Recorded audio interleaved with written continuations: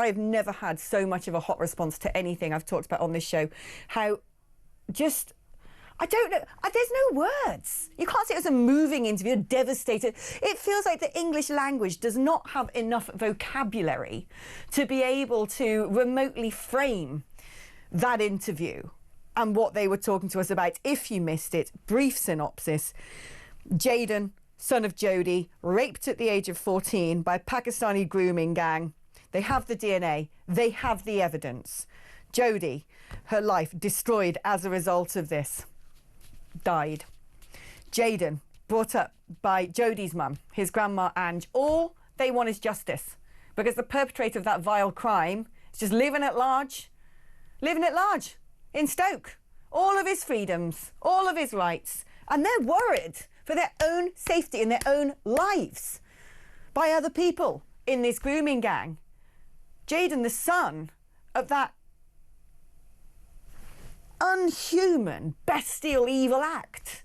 Ange, who lost her daughter, and all they want is the man who did this to face some sort of punishment. That's it.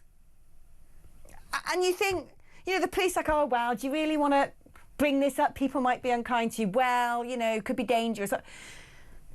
No! Do something, for crying out loud. Do something. Just going to pick up on some of the messages. Kaz from Bedford says something really interesting. Your interview with Jayden and Ange should be compulsory viewing instead of the bandwagon adolescence that Sir Keir Starmer jumped upon. That fictional nonsense we were told was some sort of documentary representing how 13-year-old little white boys on the internet, brought up in happy homes, white working class families, they're the danger against women. Get on! Get on! Do you think we're mugs? Do you think that we don't see that what you're trying to do is divert us away from the real story, which is the one that we just heard, and countless other disgusting, unsolved crimes of that kind, where no one's been brought to justice, no national inquiry has been had. Instead, no, let's watch some fictional Netflix rubbish about something which, if this was happening every day up and down the country, we would have heard about it, because it suits the authorities when the perpetrator is white and working class, because there you go. Those people, they can be chased after, they can be persecuted, they can be imprisoned. But that's not what's going on here, is it? We all know that. We're not mugs. We're not stupid. We know what you're doing.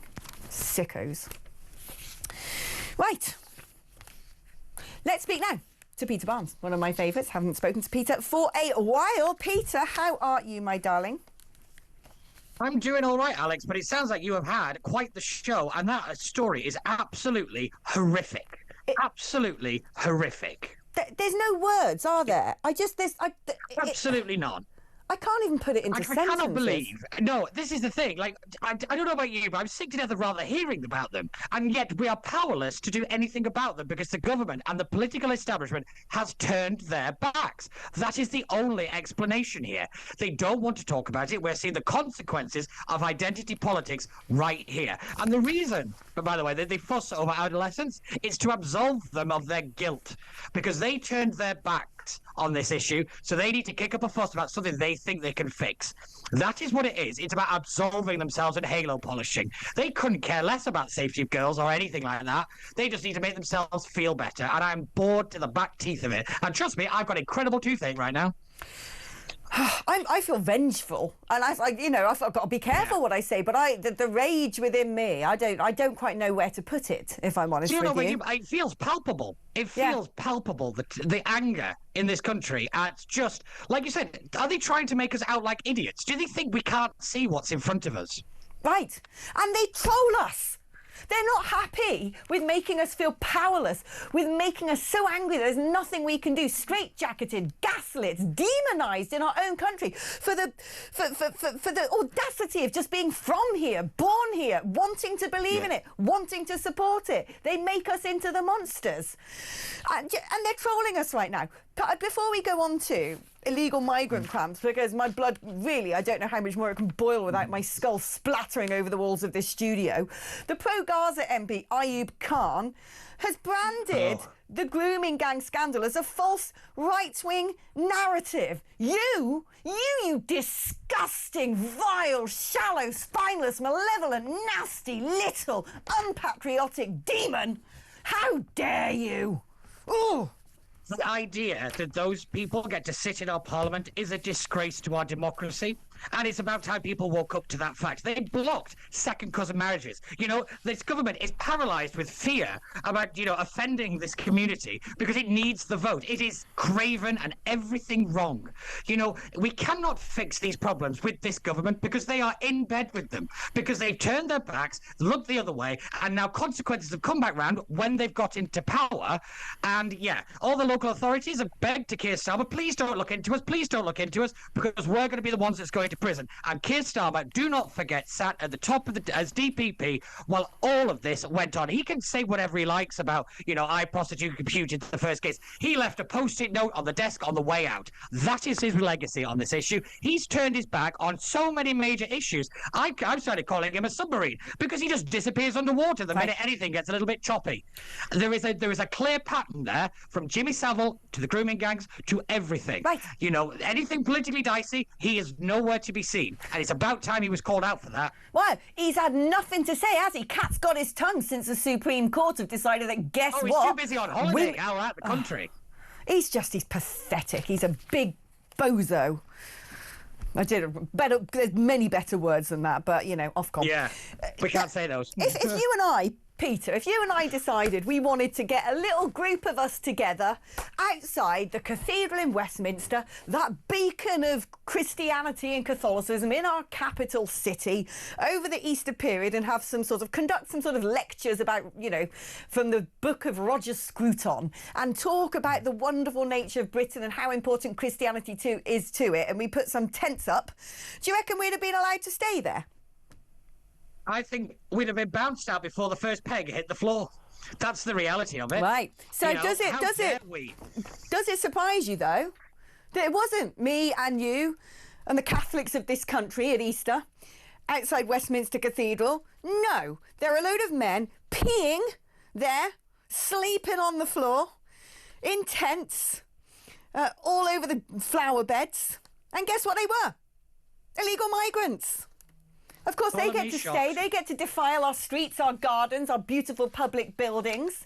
They don't get moved on because, they're some sort of beatified brave men who have broken the law, broken into this country somehow. I mean, if these people were so poor, if they were so deprived and down and impoverished, I'm not saying they haven't gone through perilous journeys and they don't come from rubbish countries, but if they really were the poorest of the poor and the weakest of the weak, how do they afford the thousands of pounds they give to the people traffickers?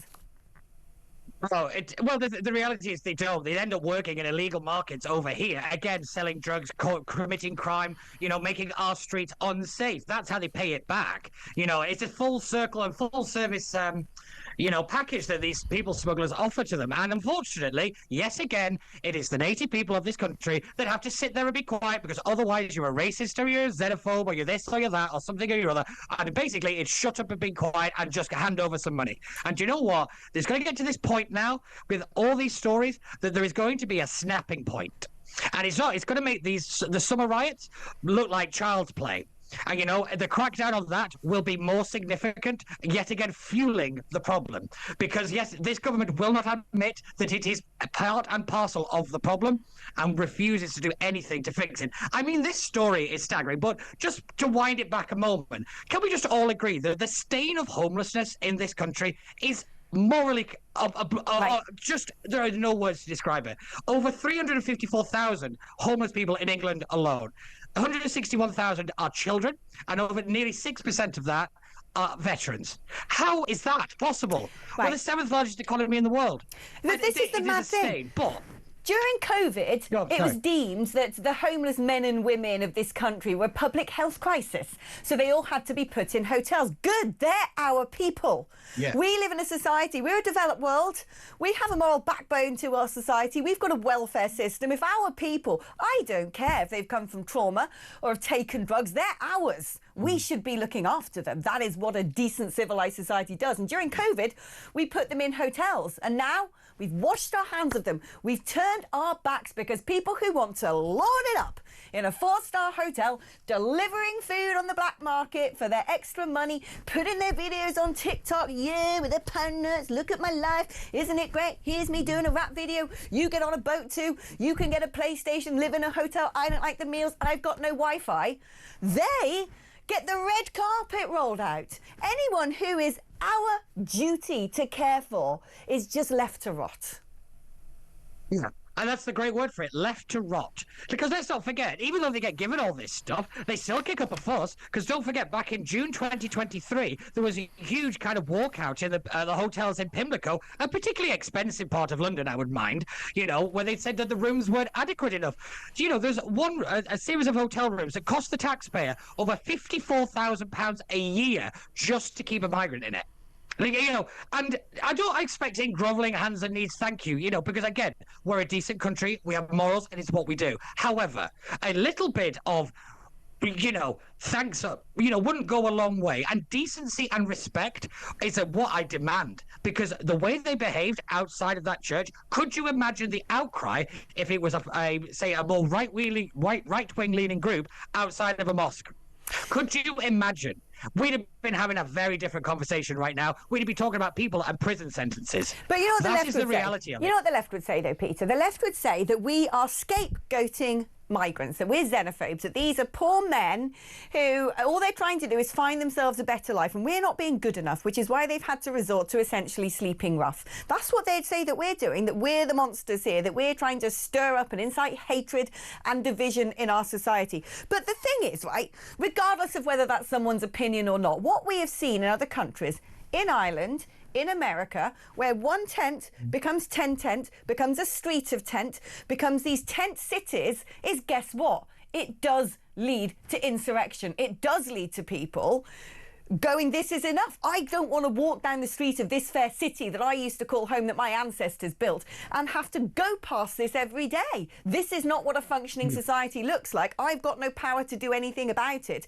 So whether one comes down on the side of sympathy, or whether one comes down on the side of I'm fed up of people who can just break into a country at will and just, set up shop here, doesn't matter. The point is, the pragmatic point is, a lot of people in society are so sick to the back teeth that this is going to escalate into far bigger problems, and no one's doing anything about it.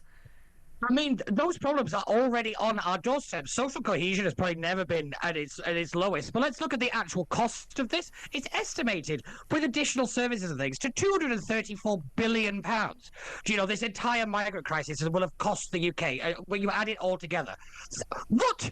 That is insanity. Absolute insanity. That is more than we're spending on education. That is, we've got a defence problem. We've got so many issues in this country of infrastructure is crumbling, services falling apart, councils going bust, and literal garbage on the streets. And yet we've got to give more, give more, give more. Well, I'm sorry, the pips have squeaked. That's the reality.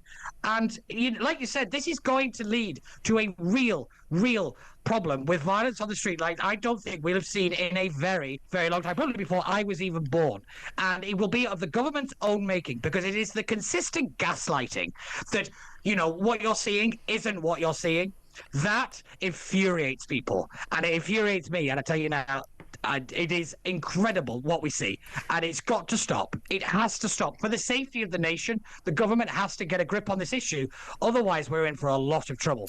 I don't understand. I really don't. That, if people break into this country, if they've got the money to have mobile phones and pay people on TikTok and people traffickers loads of money to get in a boat or come over to work in the black market, they're criminals. It's very simple to me. They're just criminals. Yeah. I don't understand. When they do this act, they're a criminal. Right. I don't understand why. The maximum we should do is turn around and go, Big old migrant camp. You get a bunk bed. That's it. In a room of about 20 of you, you get tagged. You don't get to leave. You don't get to go about. You don't get to work in the black market. No PlayStations, no driving lessons, no tickets to football matches, no buses to the nearby town so you can loiter about and harass women. Nothing. If you're really escaping persecution, if you are really so desperate that you've had to traipse through multiple different countries where you could have found refuge to get here, then you should be just blimmin' pleased that you have some sort of shelter. And that's it. Yes. Yeah, 100%. 100%. But that's not these people. But we keep thinking that they're coming from war-torn nations and, that they're fleeing all this persecution. The reality is they're economic migrants looking for a better job. And the reason, by the way, as me and you talk about this all the time, that there is no jobs where they're coming from is because people support the European Union and the customs union that keep these countries down, that only fuels the crisis. So it is incredible to me that they cannot see what is in front of them because, and I go back to this point, it is about absolving themselves of responsibility. Right. They cannot admit that they created this crisis. It has to be something else because they're the right ones, not the wrong ones. They live in such a dichotomy that they can't consider it. I want to wind back on something you just said, because it's something I've been saying for Lord knows how long, right, about the customs union, the EU, and people go, oh, well, here it comes, it's all new Brexit, EU. No, it is, because, Peter, you're absolutely right. What the EU have done is trample all over the developing world like neo-colonialists. They have locked countries in Africa in agrarian toil, so big multinational lobbyists can get the cheapest possible ingredients for their tea bags, for their coffee, for their hot chocolate, without having to give a single grey-collar job to a single poor person. And the last president of Ghana, Nana Akufo-Addo, made this astonishing speech to Macron when he was first elected, saying, do you want to know why so many men are getting into small boats and coming over to France? We don't want your handouts. We don't want your aid. We want to be treated like a sensible economy. We just want to be cooperated with, not basically pillaged at the altar of multinational companies who just care about the bottom line. And actually, Brexit was the opportunity for this country to have proper trade deals with nations such as Ghana, our Commonwealth cousins who we have a duty of care towards, to nations like Kenya, where we buy pretty much all of our tea, to say, hey, I know, rather than letting the Unilevers of this world demand that they can get tea bags tariff-free, or tea tariff-free rather, to ship over to Eastern Europe to be put in bags to then be shipped to the UK, how about actually we give Kenyans the dignity of having the factories and the processing plants and the HR and the engineering and the trade delegates and all the other things that come if you actually allow commerce to operate properly, which would make tea far less expensive for us and put money in the back pockets of everyday Kenyans rather than constantly locking them in poverty. And you're absolutely right. People don't understand that particular narrative. And Britain had a brilliant opportunity to begin to move the needle when it came to global poverty by actually doing trade differently. And we didn't. And instead, we've allowed ourselves to be played by multinational criminal gangs whose illicit industry is worth billions more than the international drugs trade, who are often used or weaponized, if not actually put in place for making money by terrorist organizations, mercenary groups and hostile states. We're essentially being played for fools. And this weak, lily-livered, feeble government who are so vainglorious and so venal, all they care about is their self-image with their sort of leafy dinner party, fellow middle-class bleeding hearters, that they actually allow this country to be driven to the dogs when the right thing to do actually would be making sure that terrorist organisations weren't being funded by people trafficking. And this is another point that people don't understand. The people trafficking, when it begins in the state of origin and the thousands of pounds are paid there. Do you know why you see so many young men on those boats? Because when families leave, the women are plucked off because they're sold into domestic servitude or sex trafficked. Women don't make it to the end stage. Oh no, the fate for them is much, much worse. And do you know why you don't see many young people, many young girls, young boys, teenagers, young teenagers? Because a lot of them are plucked off and used for organ harvesting. So do you know what? Stopping it might be a blimmin' good idea, because what happens at the origin source of these vile, inhumane, devilish people trafficking gangs is not even worth thinking about. And the more we allow these people to come in, and the more we line the pockets of these satanic creatures who profit from it, the more we are enabling the perpetration of horrors around the world. Peter's clapping. I had to do my sort of subtitles there, audio. There was no verbal response to that other than yes. Because, again, these people think they're the good ones. And I'm sorry, you are the villains of this story, or one of many villains in this story. Because you are... just everything you've just said there should be literally put in front of these people as a TV series. Make it by Netflix if they're that desperate. Call it Adolescence. Oh, God. The idea that you have to watch that TV show is preposterous to me. But everything you've just said there, Alex, is bang on. Because, we talk about always young men of fighting age and all that kind of stuff. But, yes, we never talk about, well, where are the women? Where are the kids? We don't talk about that because that's the really awkward thing. This government's idea of smashing the gangs is the single dumbest idea I have ever heard. How about taking the trade away from the gangs?